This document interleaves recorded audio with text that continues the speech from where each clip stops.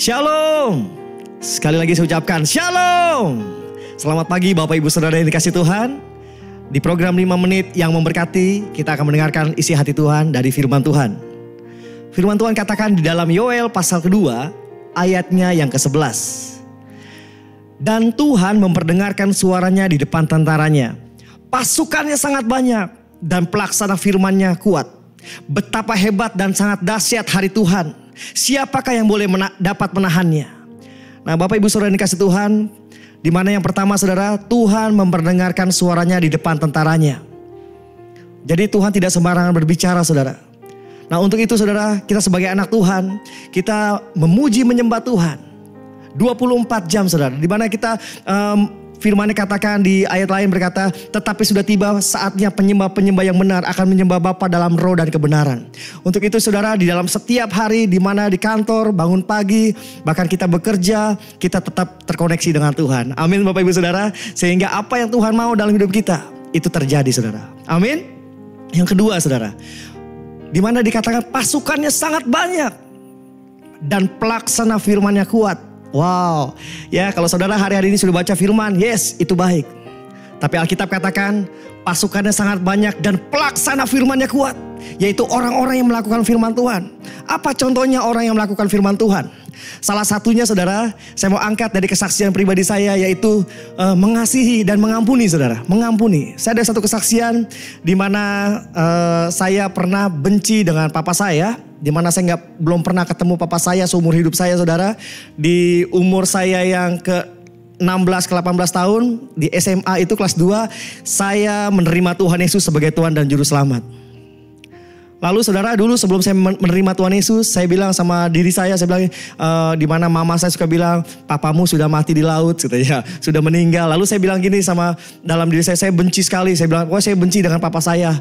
Lalu singkat cerita, ketika dalam perjalanan kerohanian saya saudara, saya mulai bisa dulu belum mengerti tentang pengampunan. Satu kali dalam satu ibadah di keluarga kumpul didoakan, saya cuma berdiam, tiba-tiba WL-nya turun ke bawah, lalu dia doain saya saudara, lalu saya di situ saya menangis. Kenapa?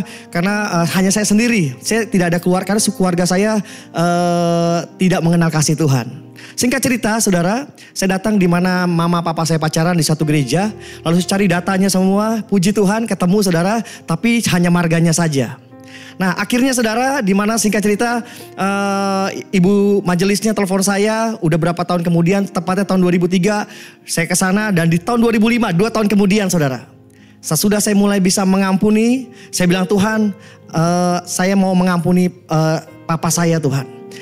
Dan di tahun 2005 itu saudara, singkat cerita, saya datang ke sebuah gereja. Nah di gereja itu berkumpul 15 orang. Lalu mereka bernyanyi, kami memuji kebesaran-Mu, ajaib Tuhan.